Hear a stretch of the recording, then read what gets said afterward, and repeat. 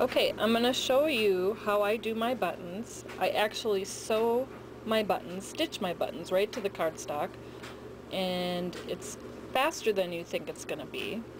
I've got like a foam pad here and then a mat underneath to protect my table, and all I'm going to do is I've got my needle threaded with the button twine,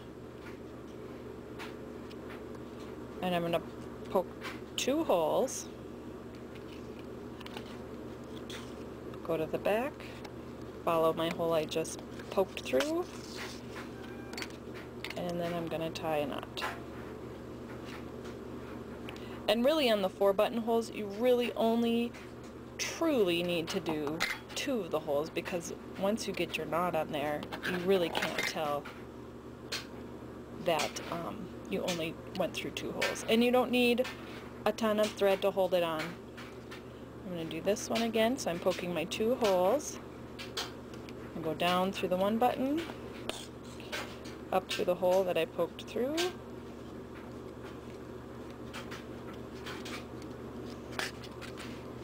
and tie a knot.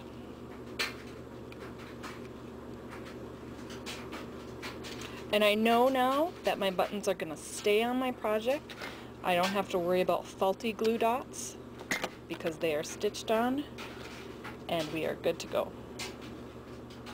Next, I'm going to show you how I do my ribbon strips. A lot of times when I do cards, and like for example like this card, this is from a while back, my ribbon on the bottom is only glued right to the front of the card. It's not to the inside of the card. And I do that simply because it saves ribbon, and it's really not, I don't think, a big deal that it goes around. Sometimes they do go around. It depends on the look and the feel of the card if I decide to go around and actually tie a knot. In fact, this piece here that's actually got the knot tied, then I'll go all the way around because it's more secure that way. But if I just want a strip of ribbon, I just stick it down. So this is what I do. Super easy. So I'm going to do this card, and I've already got it set up, and I just showed you how to do the buttons on here. I cut strips of ribbon just a little bit longer than my card front, and I'm just going to put adhesive right on the back, and I'm just using, this is the adhesive I've been using lately, and it's working pretty good for me, but I'm just going to put, and now it's not going to work because I'm trying to show it to you, I'm just going to put adhesive right down the back of the ribbon, and it takes practice. If you can't do the tape on the back, you can always do a glue of some sort. Run it through your Xyron machine. Get an adhesive on the back. So I've got my adhesive on the back. I'm just going to stick a little bit more right here. And then on my card base here, I'm just going to stick my ribbon where I want it, and I just want this one here to overlap a little bit. Now, see this edge I've got a little bit kind of sticking over? I just really just take my fingers and fold that back. And, you know, this happens pretty often on a skinny ribbon like this, and it's really not a big deal to stick it back. So I'm ready to stick it down. I'm going to stick it. Now, for this step, you're going to make sure, you need to make sure you have a good sharp scissors, and you're really going to just trim it right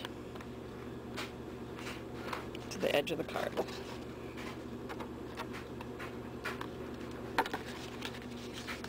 And we're set to go.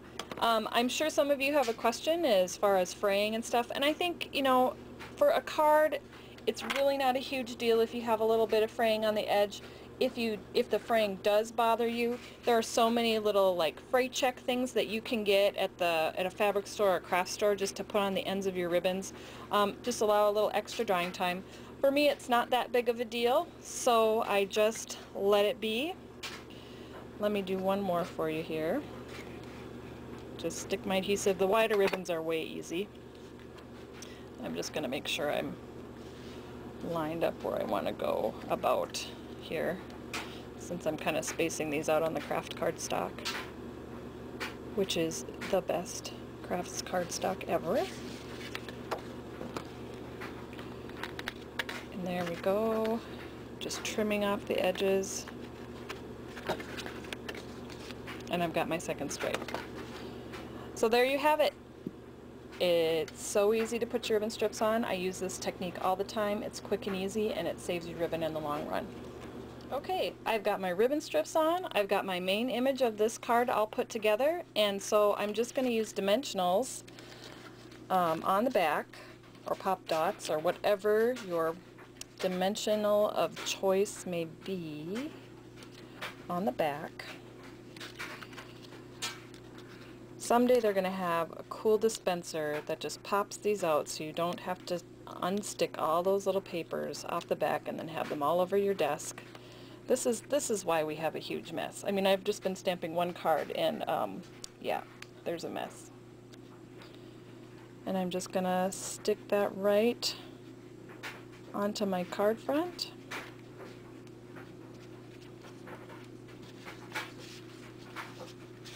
And we're done.